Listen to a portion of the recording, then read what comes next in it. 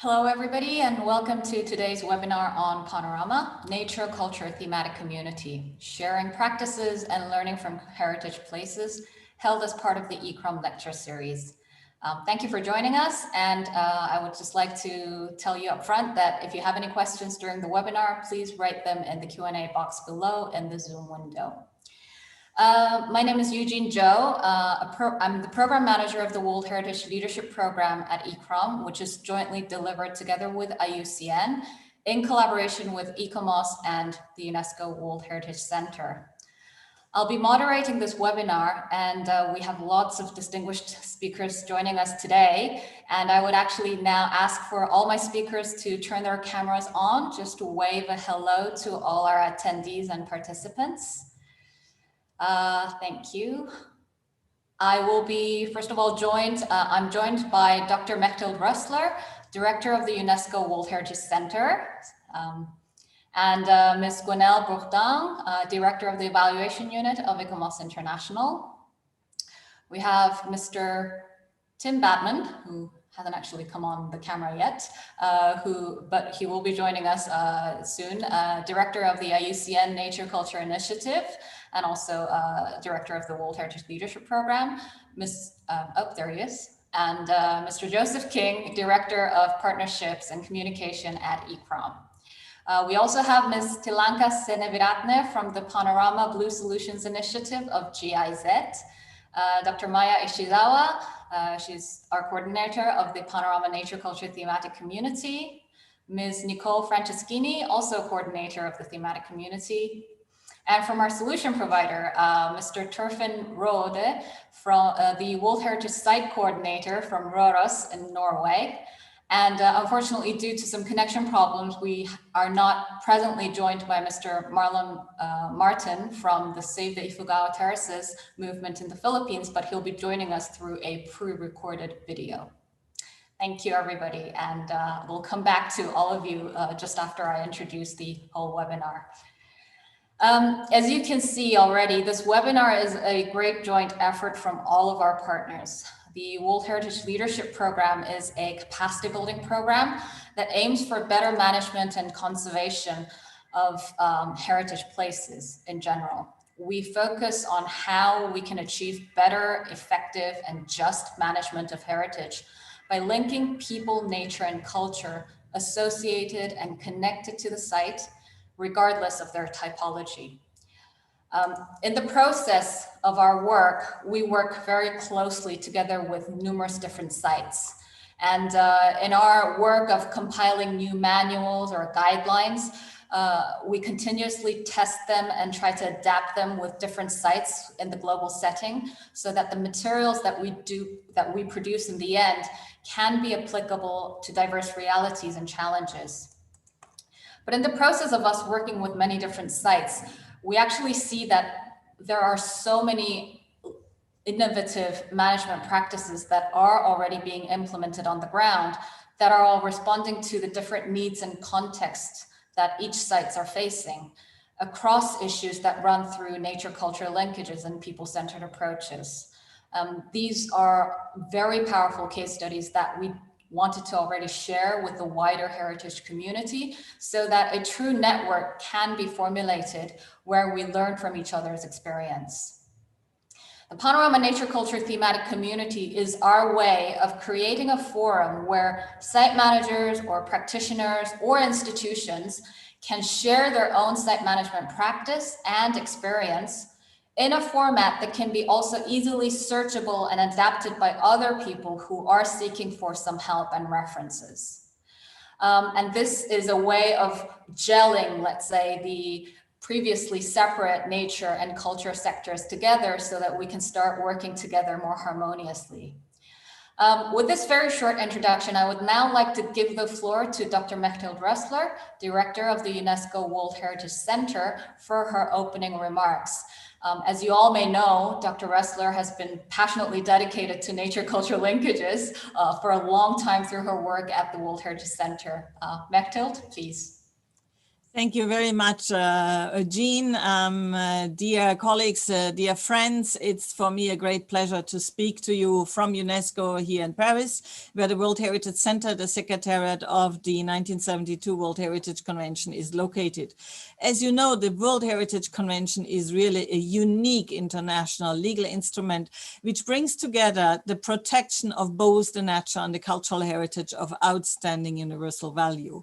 The evolution of the interpretation of this convention illustrates a really remarkable journey to explore nature-culture interactions. I think one landmark decision was made by the committee in 1992 to include cultural landscapes as a category for inscription on the World Heritage List. Defined as the combined works of nature and people, the concept of cultural landscapes has allowed an enhanced recognition of the diverse ways in which people interact with their natural environment.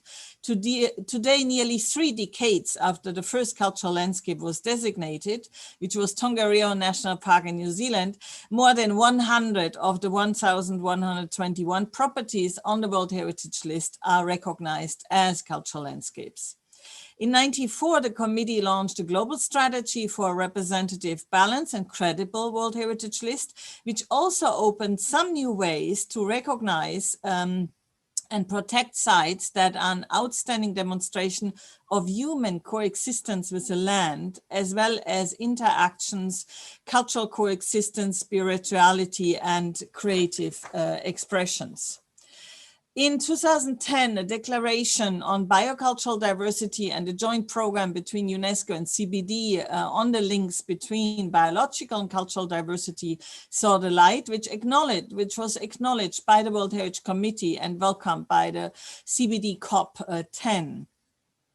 However, the World Heritage Committee faced some challenges on how the bonds that exist in some places between culture and nature can be recognized on the World Heritage List.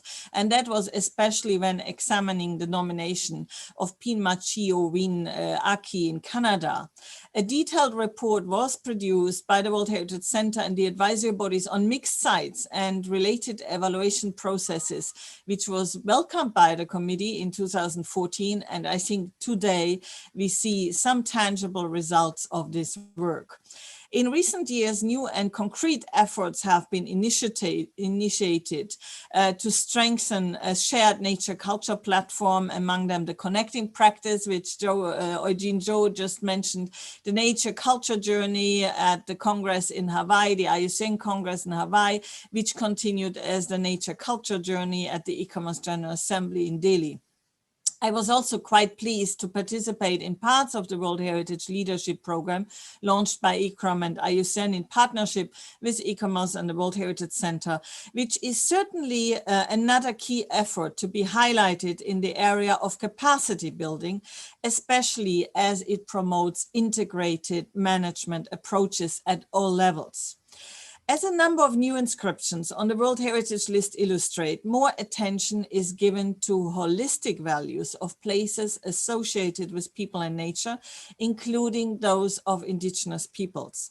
In this regard, I would like to mention the International Indigenous Peoples Forum on World Heritage, which was launched in July 2018 and bears testimony to a new era at each of the sessions of the World Heritage Committee. I think we are further striving to promote synergies and harmonize activities between the World Heritage Convention and many other relevant conventions and programs, both in the field of culture and biodiversity.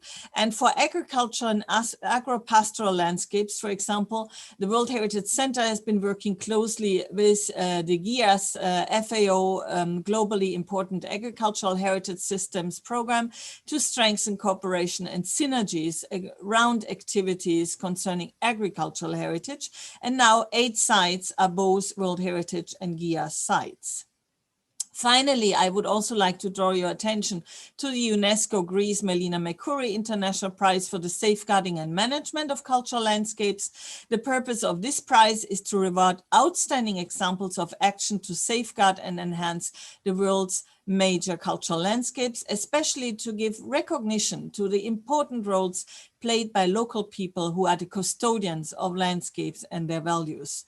It was given in 2019 to the Instituto do Patrimonio Cultural in Cabo Verde for its outstanding contribution to the safeguarding, management and sustainable development of the Natural Park of Cova, Paul and Ribeira de Torre. So please promote this among potential sites and their management for the next award in 2021.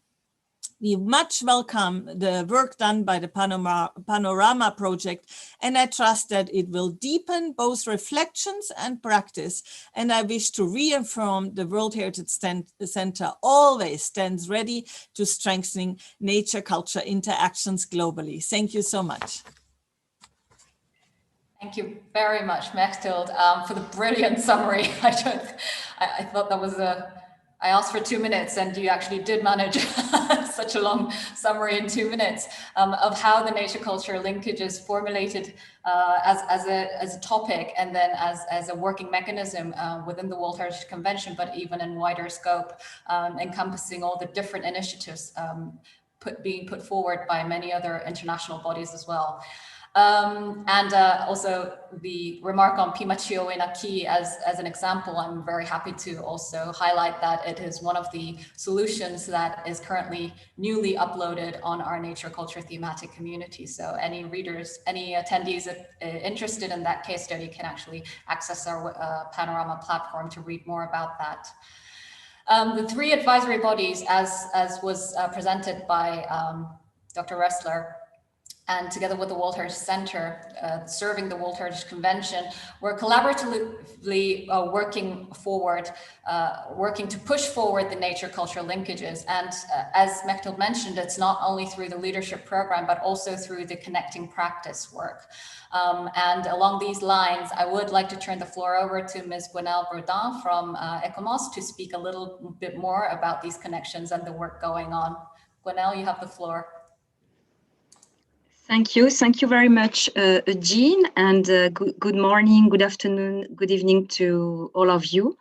So first of all, please let me express my thanks on behalf of ICOMOS to the World Heritage Leadership Program for their initiative in launching the Panorama platform, documenting through this forum examples of experiences of management practice all over the world in heritage places where cultural and natural values are significant is much appreciated.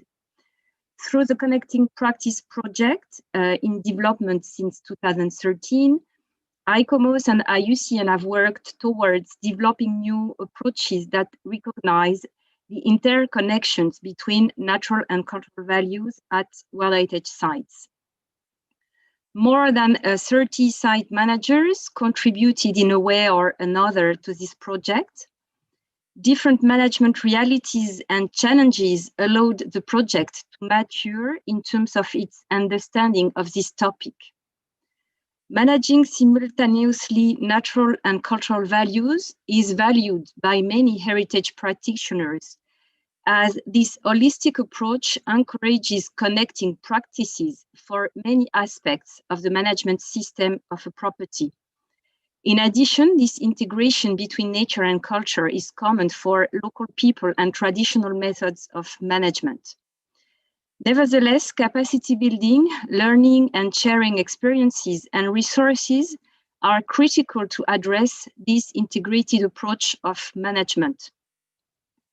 What the Connecting Practice project highlighted during its development is the appetite for a space where dialogue between sites can be promoted in relation to these specific issues, the benefits of learning from the experience of others, and the need to promote case studies on the integration of nature and cultural heritage at site management level. In this regard, we hope that the Panorama platform will contribute towards responding to this need. I encourage ICOMOS members who are heritage practitioners, and I'm aware that some of them might attend this webinar, to consult the Panorama platform and to populate it with the experiences they might have in managing natural and cultural values at heritage places which are not beyond, not always World Heritage sites. Thank you very much, Jean. Thank you very much, Gwenelle. Yes, absolutely. The Panorama platform is supposed to be providing the forum for site managers to access and exchange their experiences and practices so that we can harvest more insightful dialogue and actually learn from each other's management experiences so that we don't always have to reinvent the wheel again from the start for every different challenges. Thank you also for highlighting the participation of ICOMOS members who are the enormous global network of ICOMOS can very much help us with identifying very different case studies that are scattered all over the world. And again, not necessarily only concentrating on World Heritage, but in heritage in general, where there are many other linkages to be made. Thank you. I would now like to turn the floor over to Mr. Tim Badman from IUCN, and he's going to talk a little bit more about the various different initiatives that are happening between the nature-culture linkages as the focal point for the nature-culture initiative at IUCN. Tim, you have the floor. Well, thanks, Eugene, and I hope you can hear me, and thanks for this opportunity to be here at this exciting moment as we bring the nature culture thematic community of Panorama into being. Greetings from the Swiss countryside. I'll just say a little bit about the developing work of the culture nature journey, or the nature culture journey, as it was mentioned, which is a large but still evolving and organic collaboration that started at the IUCN Congress in Hawaii and has tried to center its activities on the IUCN Congress and the ICOMOS General Assembly, but with a growing range of events. Obviously, in the world that we're living in at the moment, the IUCN Congress is postponed until next year, and the ICOMOS General Assembly is not going to take place in its triennial form until 2023. We're having to rethink around how the nature culture journey continues. But I think just to give a summary of what it's about trying to bring together the big constituencies that work on nature conservation and across the culture sector to look at all the places where this intersection of nature and culture, of the need for flourishing diversity of nature and culture comes together. And since this work started, I think we found increasingly, many different communities of practice that are coming together, but the start of some very concrete lines of work around the need to learn between how practice happens on the ground, the need to be much more equitable and inclusive about the way we work together and hear about the differences that conservation, the different challenges that conservation places in all the different diversity of landscapes and diversity of communities where nature and culture connects together. The need to be much more concerned about advocacy and communication to kind of explain, to make the case that culture and nature is linked in terms of its threats, but is a way to find better and new solutions that we haven't looked to before to get better results for conservation and better results for communities on the ground. And lastly, this focus needs to be one that concerns us as practitioners, where we have big constituencies that have practiced cultural heritage conservation and nature conservation for many years, but with very few intersections. And to a degree, the intersections are very diffuse. And I think Panorama has shown in bringing this community together that, in fact, if you look at solutions that were already in the system, many of them are ones that exhibit the connection of nature and culture, but have sort of been hidden because we haven't given this connection of culture and nature a name and a focus and a space to come together. So let me just say at the moment, I think we're going to wait to see how events start to take proper shape when we have a little more stability in terms of the position with COVID, when we've got clear dates and plans for the next IUCN Congress, which will be in 2021. But we will be continuing to convene the Culture Nature Journey as part of those events, but increasingly look to concrete collaborations and projects to take things forward. And I think that's why if I can just move to a conclusion, it's such a pleasure to be able to join you at the start of this meeting today. I had the opportunity to launch Panorama in a very short session at the marker event for what should have been the ICOMOS General Assembly this year, which took place just a couple of weeks ago on the 7th of October. But it was 2.5 minutes, and I couldn't really do justice to explaining, I think, how important and exciting it is to see this new project getting off the ground, because it is a way to really manifest what we've been talking about nature-culture collaboration in a new way. And I think one of the important things to say about it is it I think starts to make the bridge that's needed between the way that World Heritage has been a sort of an incubator and a leader in collaboration on nature and culture, and the need to see that this connection of nature and culture is something which matters beyond World Heritage, you know, across the mandates of IUCN, of ICOMOS, of ICCROM, and of UNESCO, and Mechthild mentioned the joint program with the Convention on Biological Diversity, the CBD, you know, as one of the great examples of a space where we could do much more together to accelerate learning, equity, advocacy, and practice to build nature-culture connections. So let me just conclude and say thank you on behalf of IUCN. I want to thank especially Eugene and Maya and Nicole as the core of a team of people that have pulled the Panorama Nature Culture platform together. But where I sit next to the colleagues that have been managing Panorama as a platform on a much longer term basis, it was really great to see how this team focused on the leadership program was able to connect with my colleagues in the IUCN Global Protected Areas program, with our colleagues in GIZ, and with other partners in the Panorama platform as it was already, to really work in a very effective, smart and sharp way to get things moving. So thank you for that. Thank you to Norway for supporting the leadership program, and in particular enabling this this community to be launched today and this platform to be launched. And above all, I think thank the providers, and you'll hear two of those representatives. But if I just echo what Gwenelle has said, you know, the platform is there, launched today and launched this month to consult and to learn from, but it is your platform.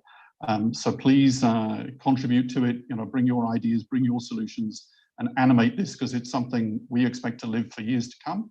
And it's a great place to bring ideas, whether they're World Heritage linked, but from much, you know, from a much broader constituency of practices together, to help us all move from thinking about nature and culture to really understanding how we can mobilize better conservation results for everybody and better results for people.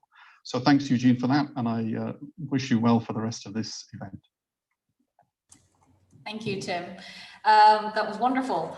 You mentioned so many points that I don't know which one to focus on, but I would actually just like to take the lead on the importance of capacity building and the learning process that we are trying to promote through this whole Panorama platform.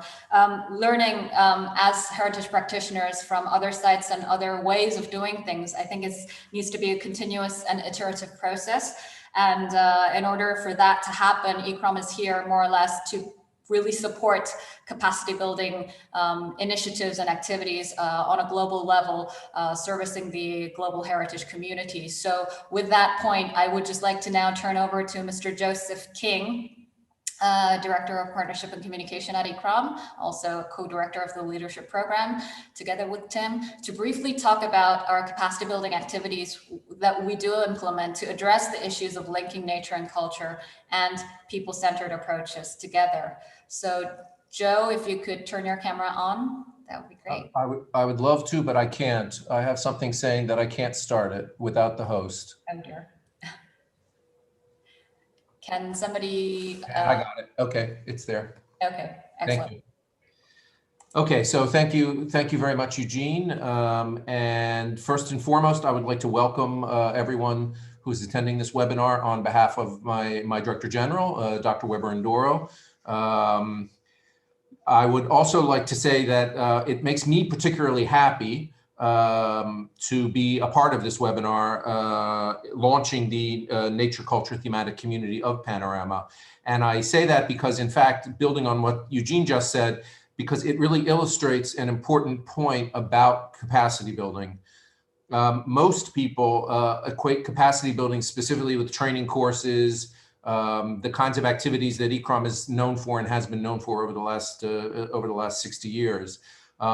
But the truth of the matter is that capacity building is actually much more than that. It does include courses and seminars, and it even includes webinars such as the one that we're attending today. But there are also other aspects to capacity building. There is providing technical and management advice. There's promoting research and development of new ideas. There is also providing provision of information and good practice and case studies.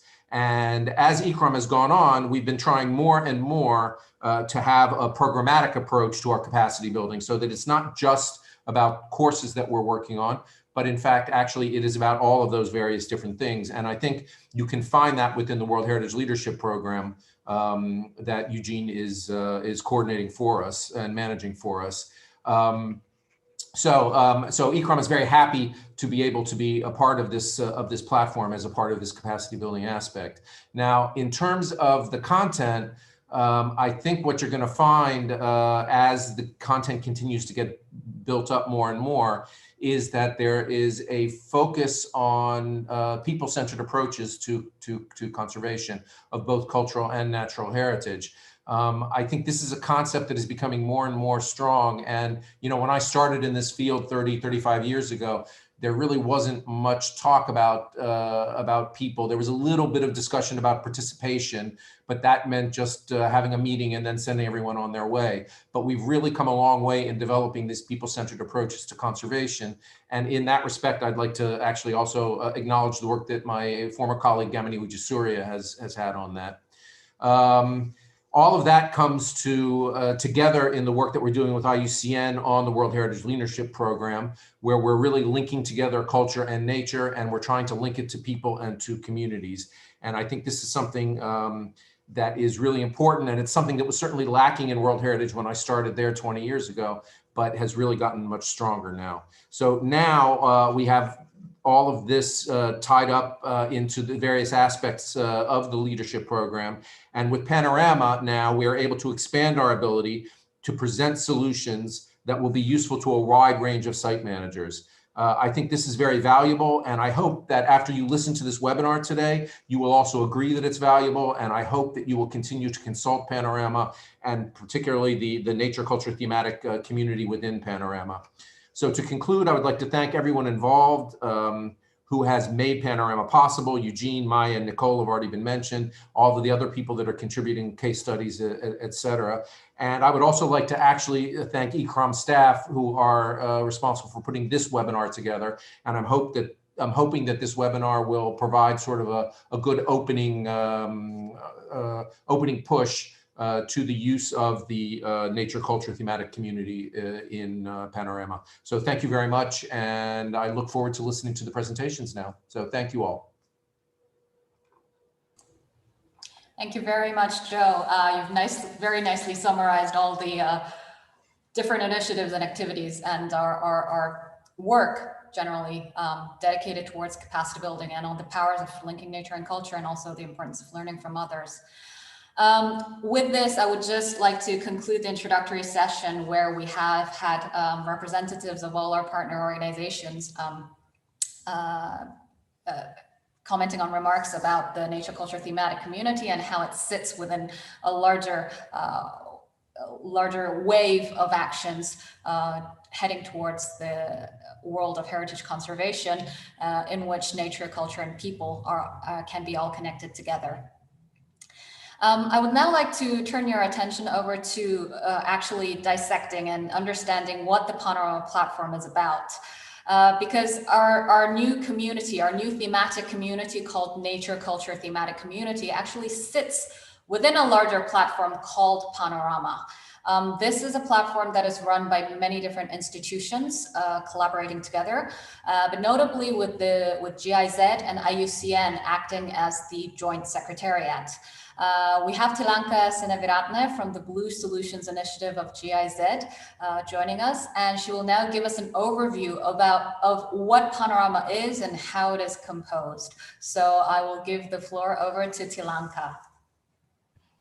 Thank you, Eugene, and thanks everyone for joining this webinar.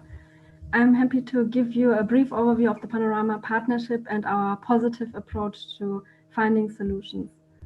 So I will just share my screen now. Please let me know if you can't see it. Everything's good. Okay. So within Panorama, our motto is that we want to focus on what is really working on the ground. And we do that by collating, documenting, and promoting, inspiring as examples of replicable solutions across a range of nature conservation and sustainable development topics. And it's all about enabling the cross-sectoral learning and upscaling of successes and giving recognition and visibility to approaches, organizations, and individuals that are already successful on the ground. And we want to facilitate the broader application of these successes. So Panorama has a huge portfolio of solutions, and they are there for the exchange of knowledge, and they can also be a source of stories for conservation communicators. They can inform research and help to understand current trends. So why are we focusing on what works? Sometimes we get asked why our focus lays so much on finding practices that are already existing rather than identifying challenges and barriers. And for us, we believe that within our sector, a lot of people and practitioners, they are already well aware of the challenges. And what is sometimes missing is an optimistic way forward and really having positive examples and looking at what is already working on the ground.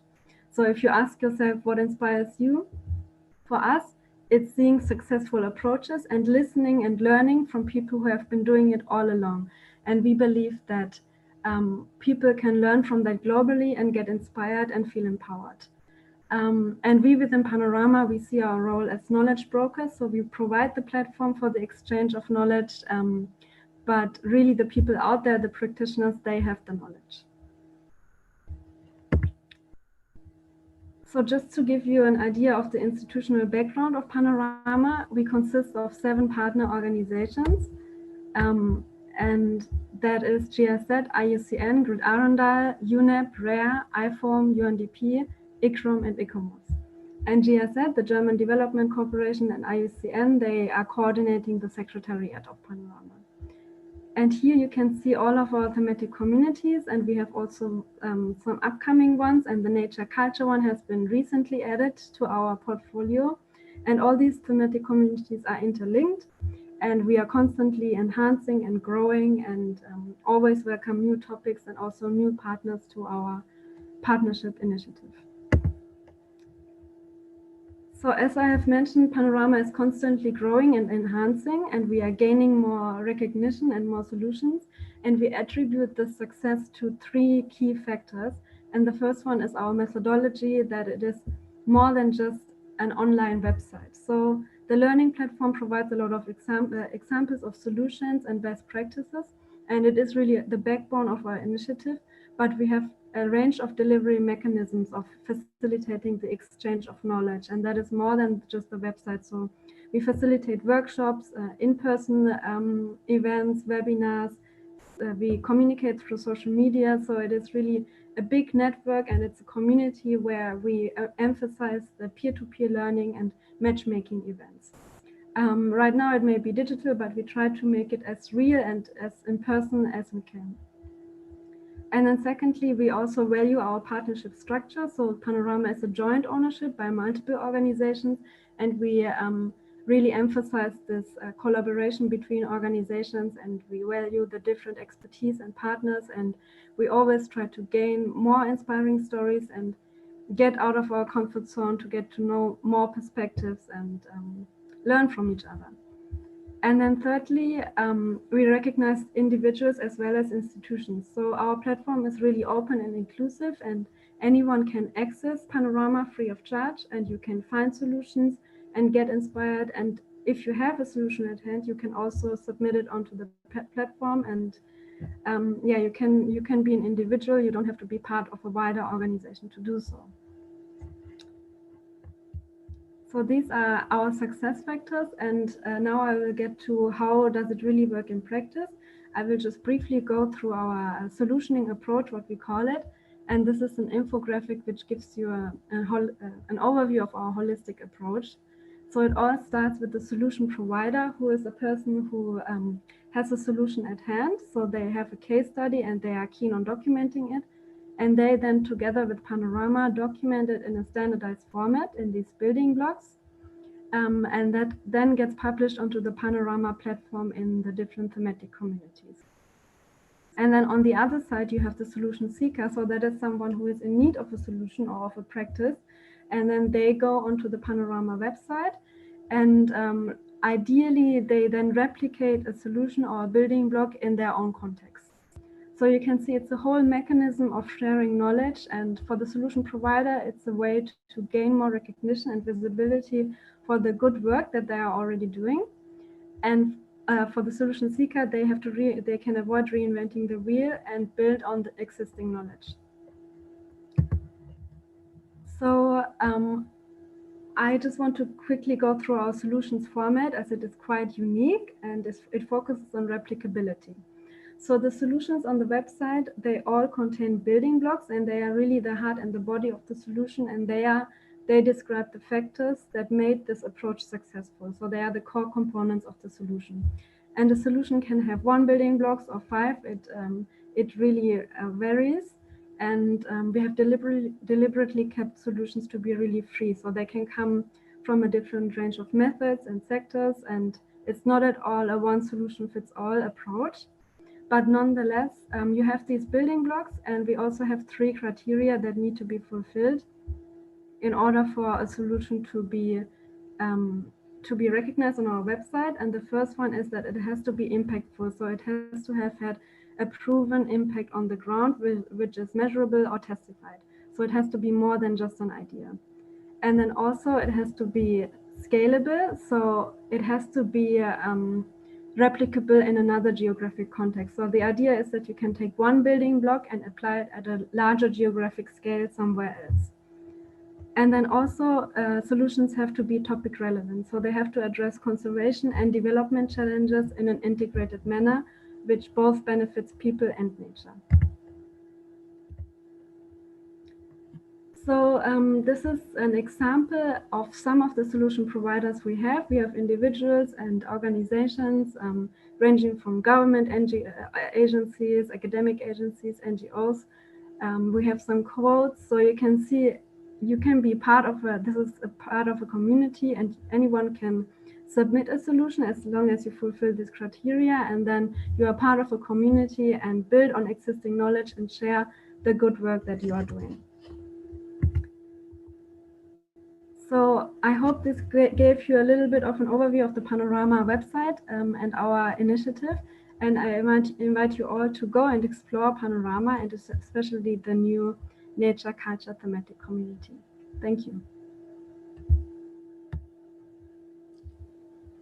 Very much, Tilanka. From this, you can see that there are actually existing many thematic communities, diverse different types of thematic communities that address different typologies of sites and different sectors of practice. And our nature culture thematic community is actually just one part of this larger, even larger community of conservation practice.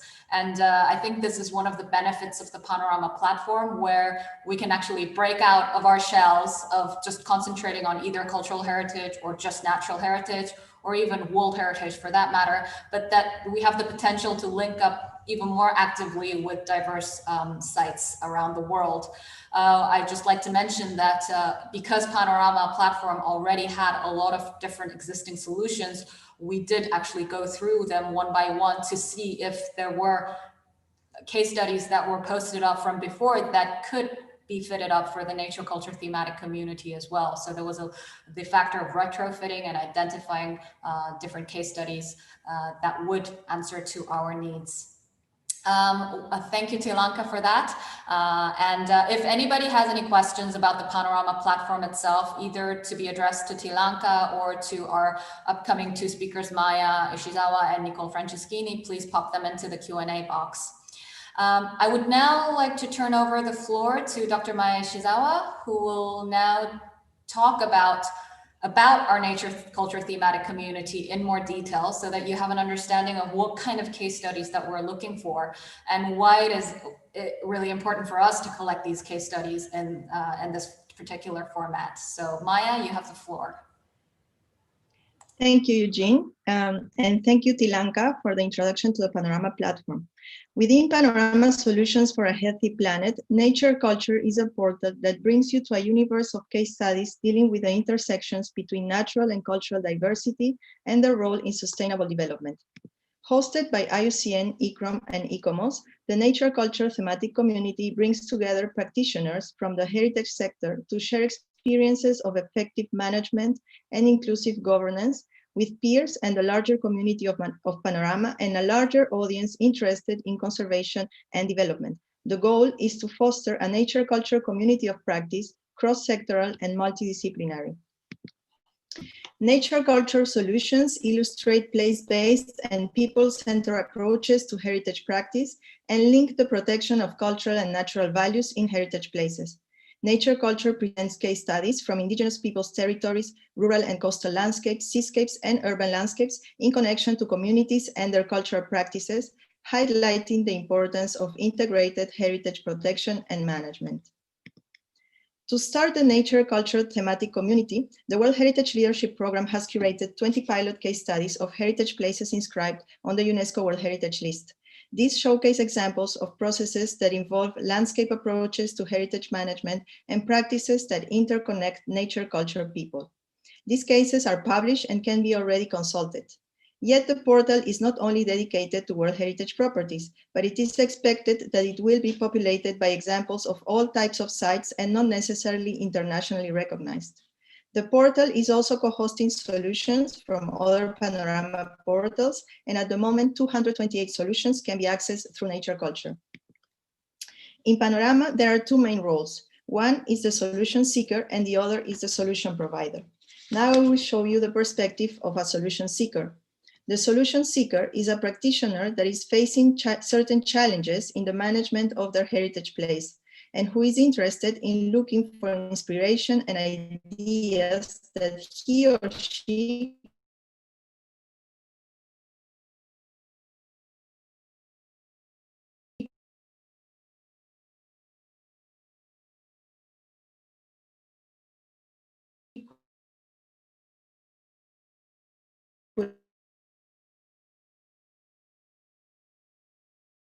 I think we're having a little bit of a connection problem with Maya.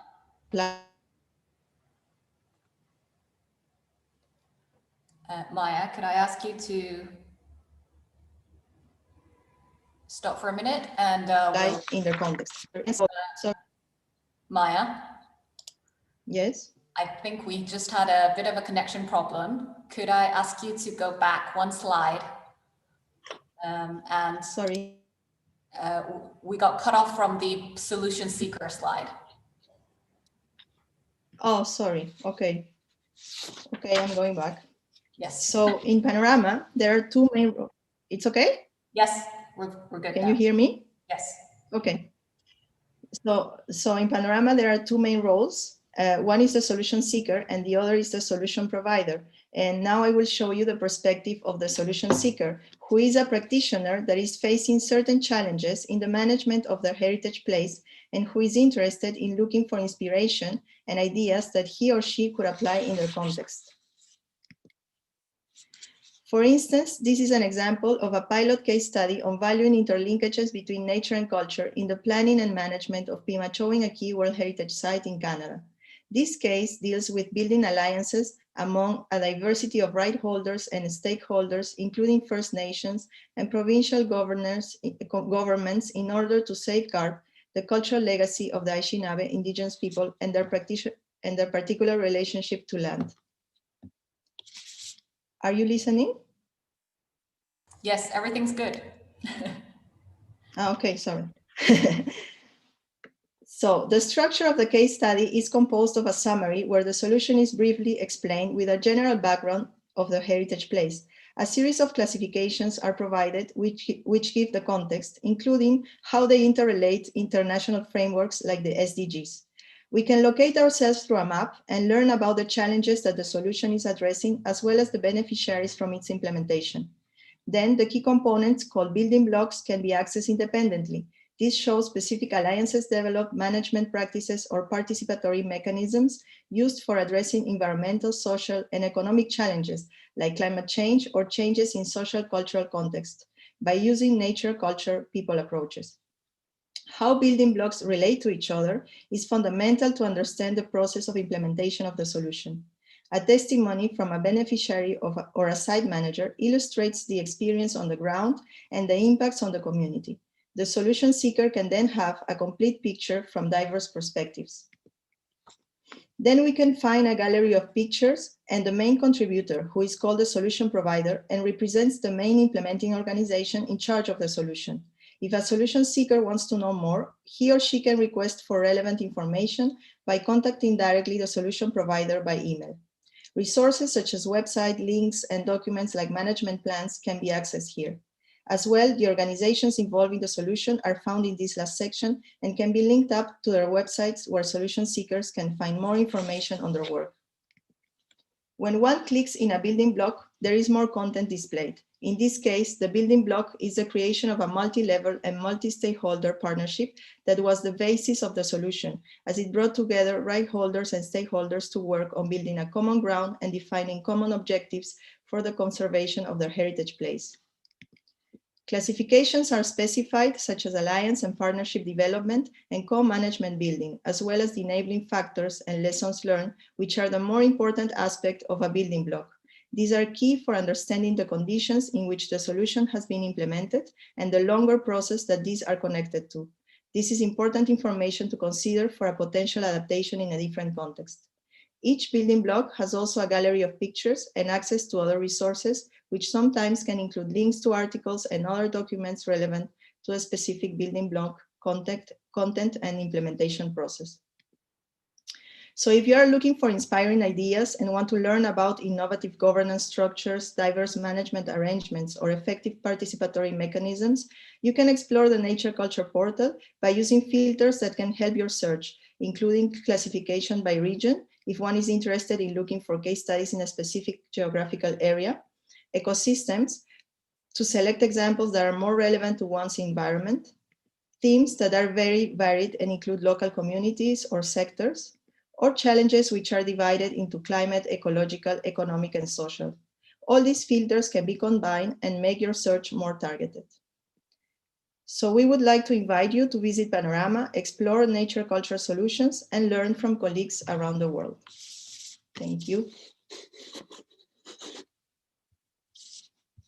Thank you very much, Maya. That was a very nice overview of how the nature culture thematic community is composed of, and also how potential users can actually access the site and utilize the search filters in order to find the relevant solution that would be applicable to them.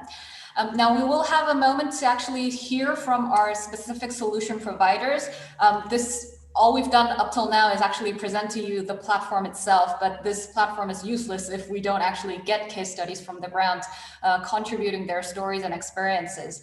We have 2 case study solution providers who will be speaking to us and explaining to us what their solution is about and take us through their management practices. We actually have more videos coming up in later days as we progress along, and we will be sort of highlighting these videos through our social media platforms in the coming weeks. So please stay put and you'll be able to hear more from us even after this webinar. But first of all, in this instance, it will be Mr. Torfinn Rode, the World Heritage Site Coordinator from Rhodos Mining Town and its circumference in Norway. And he will be talking to us about his solution in Norwegian. So we'll be able to play the video for you already fitted up with subtitles. And I will now try to share the video.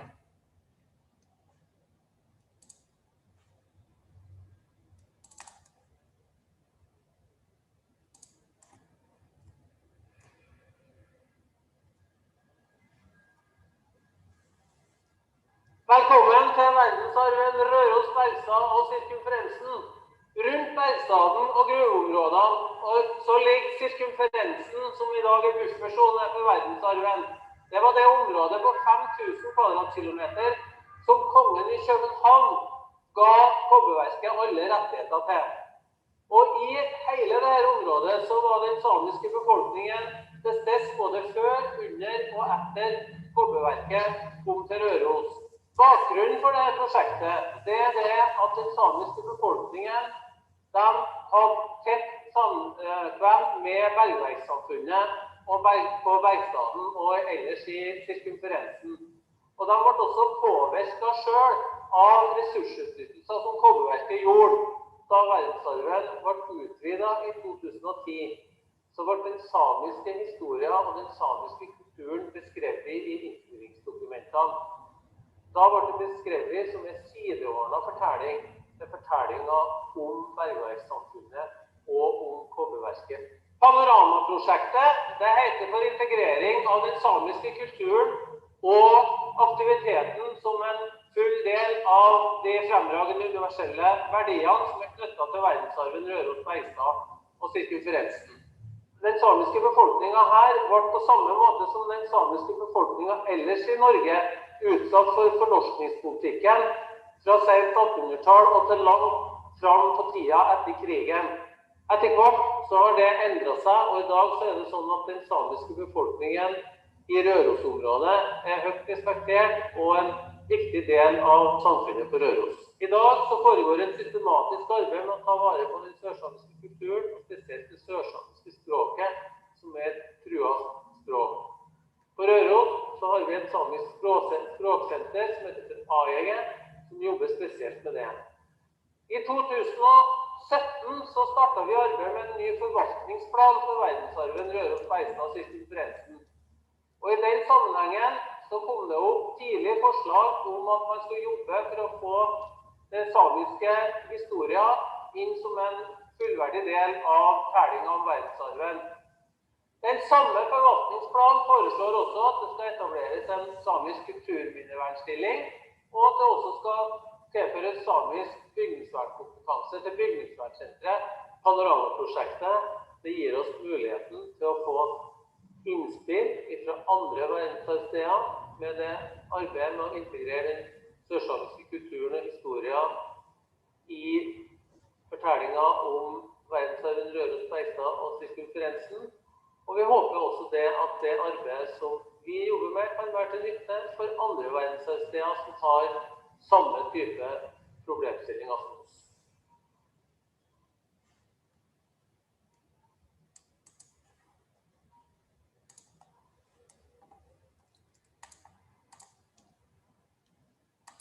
Thank you very much, Torfinn.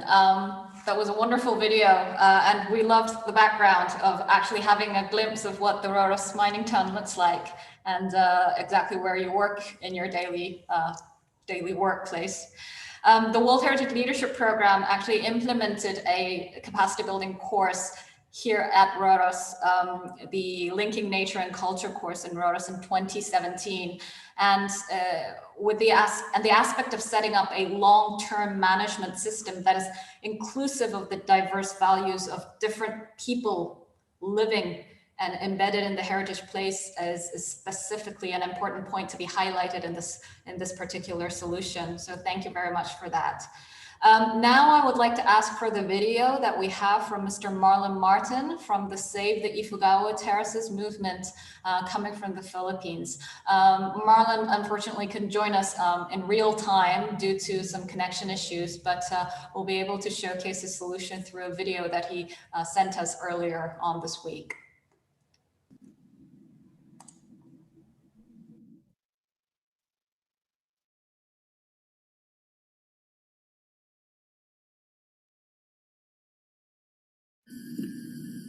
I am Marlon Martin from the Save the Ifugao Terraces movement, a non-profit NGO working for the conservation of the Ifugao rice terraces.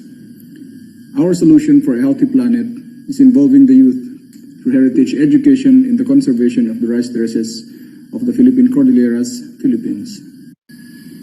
The rice terraces of the Philippine Cordilleras located in the highlands of northern Luzon, were inscribed in the World Heritage List under criteria 3, 4, and 5 in 1995 as an evolved living cultural landscape of outstanding universal value. In 2001, the property was put in the World Heritage List in danger due to the deterioration caused by extreme weather conditions and sociocultural changes, notably outmigration, the loss of indigenous knowledge, and erosion of customary social institutions. The Save the Ifugao Terraces movement, or SITMO, a grassroots non-profit organization, is partnering with local and national government and scientific institutions to raise awareness on the interlinked cultural and natural values of the rice terraces through heritage education. The main challenge is the poor state of conservation of the Ifugao rice terraces that has been linked to culturally insensitive public policies and inadequate planning, which do not take into consideration the natural and human dimensions for conserving them. The terraces deterioration is due to several factors, including socioeconomic, political, and extreme weather conditions. The conviction of SITMO is that the conservation of the Ifugao rice terraces is largely dependent on the continuity of the Ifugao indigenous knowledge system, which mastered the natural environment, creating a unique landscape and a distinct way of life. Hence, our work focuses on educating the youth for the younger generations of Ifugao to learn, understand, and apply their traditional knowledge based on the interlinked natural and cultural values that would allow the sustainable development of Ifugao indigenous peoples. Participating in PANORAMA, Solutions for a Healthy Planet, provides us with a sharing portal to better understand the problems and thereby provide solutions to our respective landscapes. While we may be separated by geographic boundaries, we do share a common planet with similar problems and therefore similar solutions. As workers and stewards of the heritage of humanity, it is but logical that we share our problems and solutions and work together towards a common objective. Maraming salamat po from the Philippines. Thank you very much, Marlon. The importance of merging traditional knowledge systems and making them sustainably linked to our current day management practices through the new generation is definitely a key message that we really want to share as highlighted in the solution that you provided for us. Now, for all heritage practitioners and management institutions, and even NGOs associated with managing a specific site, as you have provided very simple step-by-step guidance on how to produce a solution.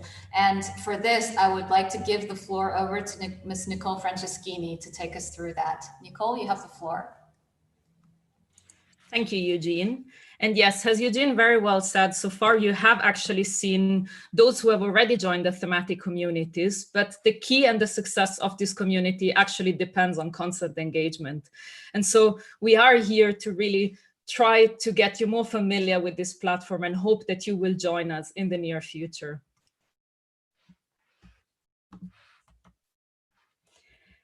And so we will now present to you the component of how do you approach the platform from a solution provider point of view, how you can join and share your experiences, enhancing this peer learning environment.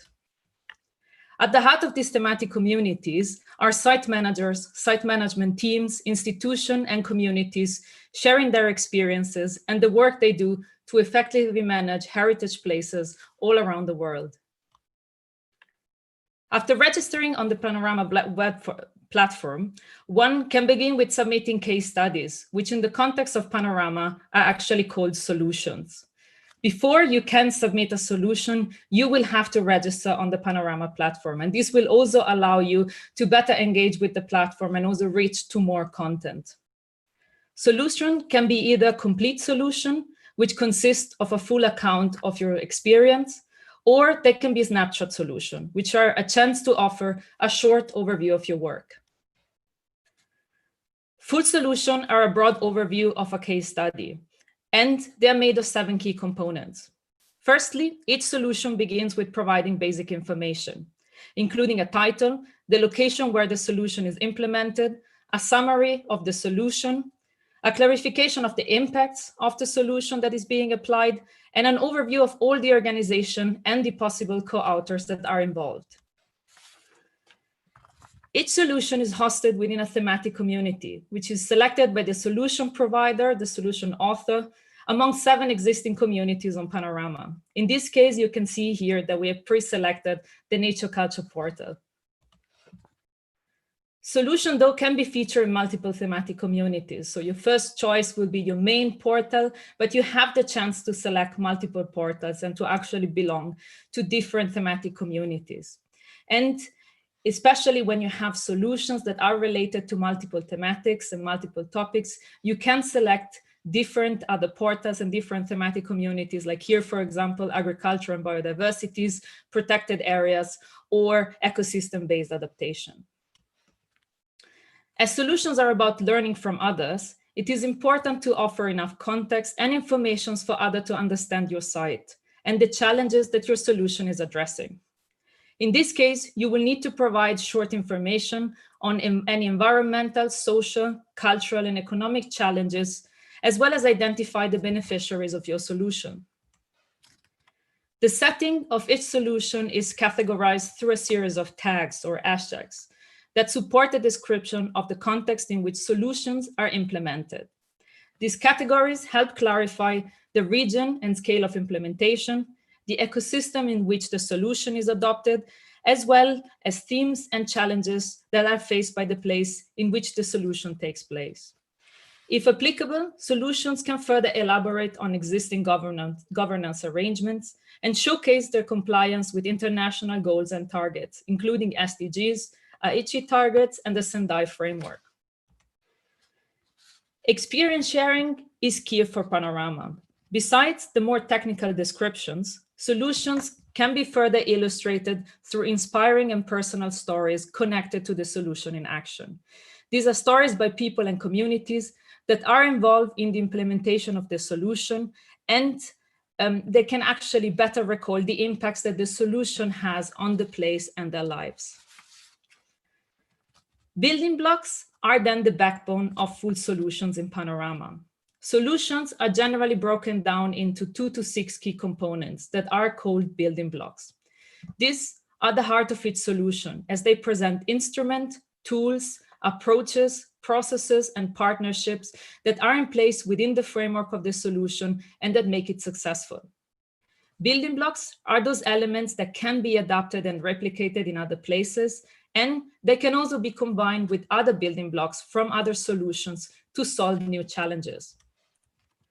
Building blocks do not exist in isolation. They exist in combination with one another. It is key to describe step by step how building blocks interact with each other to form a solution that addresses a specific challenge.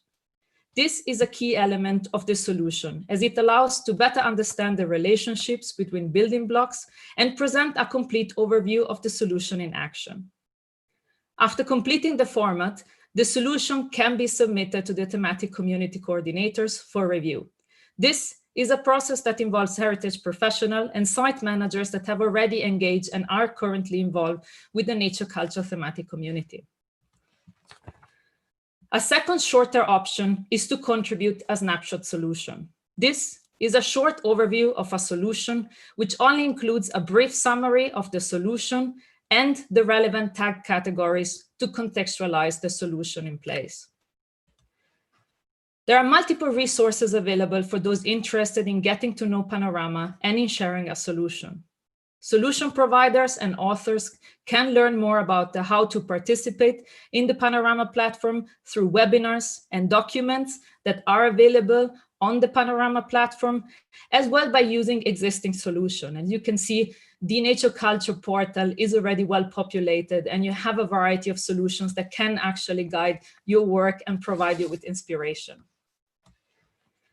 Additionally, a solution provider can actually be guided by a manual, which is available in the solution tab. So after you have selected to contribute to a solution, you are guided to this page where you can choose which type of solution you want to contribute. And you will find here more information and a step-by-step manual that will also clarify the terminology that is specific of the Panorama platform.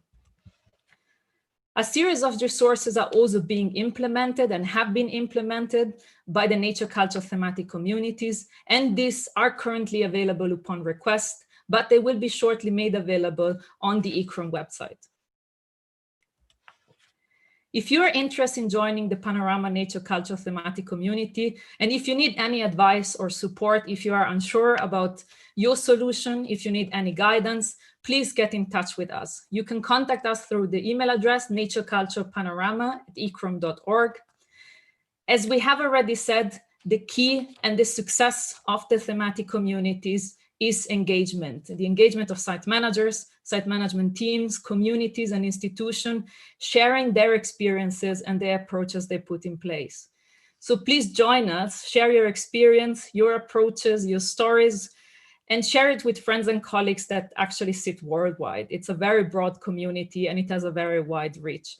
Learning from each other is a key aspect that allows for bigger synergies to be built among heritage communities, sites, and professionals all around the world.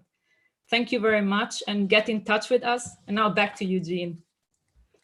Thank you, Nicole.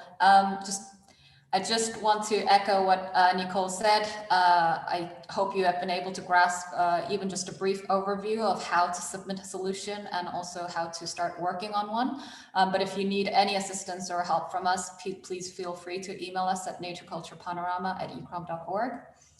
And for the moment, I think we've completed all the agenda items that we've prepared for, but we have a few questions that were posted through the Q&A box, but also a few questions that we collected from other channels. I just wanted to ask Tilanka, Nicole, and Maya to turn your cameras back on so that we can go through the Q&A session together. It will be a short one due to time management issues.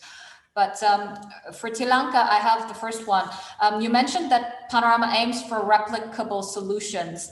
Do you possibly have any examples of such solutions being influencing practices elsewhere? Yes, thanks, Eugene. So the replication of solutions and the idea to take one solution and apply it somewhere else is actually a focus for Panorama right now. And we are working on these, what we call uptake stories, on the stories of replication. And that is a focus because sometimes you can't really tell if a solution has been replicated because people go onto the website, they have a look at a solution, but they might not notify Panorama about it. So that is a challenge that we have right now. We do have in the marine and coastal community one example that we always like to share, and that is an example of the Abalobi app, which is an app for small scale fisheries, and that has been applicated and scaled up in a regional context. And I think other thematic communities also have similar stories, but yeah, this is something that we are working on. Okay, thank you. I think that also addresses one of the questions that was posed to us. The second question goes to Maya. I think it's important to highlight the fact that the community is being coordinated by ICCROM, IUCN, and ICOMOS all together. But how do the three organizations actually collaborate together to verify the content of the solutions themselves? And also, is there I think this was also mentioned in Nicole's presentation, but if you could just highlight on the component to address global targets, such as the Aichi targets or the SDGs, that would be very helpful. Thank you, Eugene. Yes, Panorama has already a diverse and large reviewers database, which is composed of professionals, global networks from the partner organizations, notably IUCN, and also solution providers. However, each portal can create its own reviewers database, and this is what we are working on at the moment, together with IUCN, ICOMOS, and ICCROM, trying to integrate professionals, researchers, and practitioners from the resources pools with different disciplinary backgrounds and expertise to be part of the nature culture reviewers community. So once the solution is submitted, this will be forwarded to two professionals from the Nature Culture Portal database with knowledge on the geographical area, the specific theme addressed, and coming from nature and culture sectors, and provide comments on the solution for the solution providers. After the solution providers will reply to this feedback, and the solution will go back to reviewers following this cycle as many times as necessary, but in principle, 2 to 3 times in a period of 3 months. And regarding the international frameworks, as Nicole explained, the solution format has a space for classifying your solution when it addresses specific targets, like the Aichi targets that are related to the Convention on Biological Diversity, or the Agenda 2030 with the Sustainable Development Goals, and also the Sendai framework for disaster risk management. So all this is already part of the solution format and can be specified, and therefore if you are looking also for specific solutions for specific topics related to these targets, then it's also a way to find them in the portal. Yeah, that's actually really important to note. I think it's also important to note that within the filter set that you actually have to tick, there are various different climatic challenges or sudden events, disasters already identified within the solution format that you can identify your particular solution to that specific challenge. So I hope that answers one of the questions in the Q&A. The third and last question goes to Nicole. There is this issue about anybody who can actually submit solutions. Can anybody without the official responsibility to manage the site, can they actually submit a solution?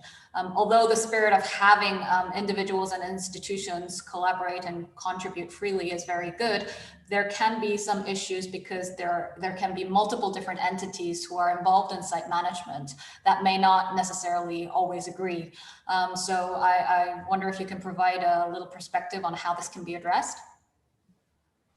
Yes, I mean, especially as the nature culture thematic community, and really in the spirit of learning from each other experience, it is really essential for us that solutions are actually rooted in the experience. So those who are working in the development and implementation of the solution. So people that are working at the site level in implementing it, and that are part of processes and partnership that are making the solution, these case studies, successful.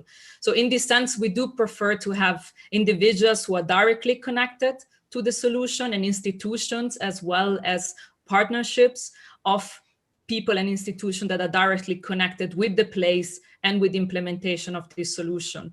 This is something that we will also be very careful during the review process. It's something that we will also check in with solution provider to ensure that there is a direct connection.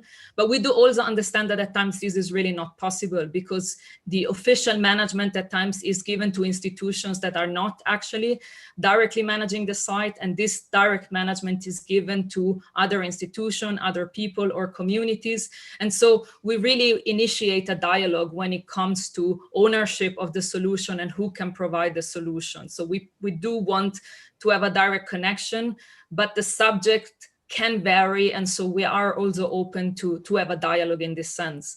We are also welcome to have researchers partner up with sites. So to actually create a synergy between academia and the sites who want to submit a solution, specifically to have researchers that can support preparing a solution, so they can offer sites some guidance and some support. So we also do welcome different partnerships, as well as we already said, you know, if you're unsure, just shout us an email and we can always initiate a dialogue and a conversation with you.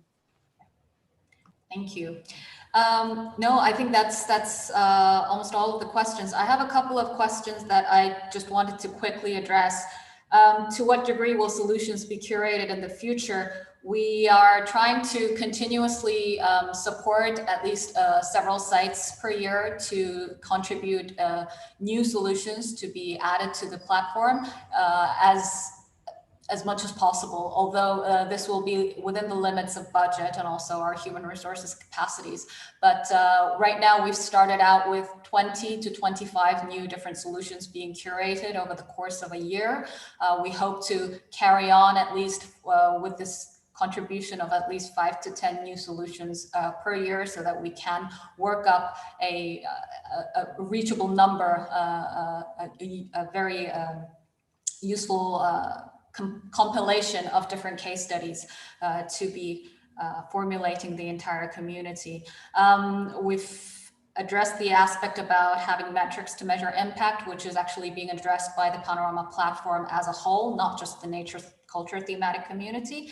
And as long as the solution is still valid up till now in its implementation, and it actually has overarching effects that are impacting the site management as it is currently, and it's an ongoing process, we'd be happy to hear from past experiences as well. It doesn't need always to be absolutely current, but anything that has actually inspired and proved to be working can be valid for any solutions contributions. So with that, I would now like to close this webinar. We hope that through this, you have been able to understand that this is a starting point to start your future research about different case studies of heritage conservation and management. I would like to thank all our attendees and our partners for participating today, and I hope that this session has been very useful for you to understand this platform and also to entice you to be more engaged together with us. The webinar will be available on our eChrom website and YouTube channel for the future if you need any recaps. I would also like to extend my very special thanks to all our eChrom staff who are working behind the scenes, never being present, but always making sure that the webinar runs smoothly. On the screen now, you actually see our next webinar coming up next week on Thursday. It starts at 11 a.m. and it's about unlocking sound and image heritage for open access and creative use. So if you're interested about discussions about conserving audiovisual heritage, please join us again next week. We will now close the webinar by showing our final video on Panorama of the Nature Culture thematic community. It's only a 1-minute video, and we hope you enjoy the slides and the message that we want to promote. Thank you very much for joining us, and goodbye.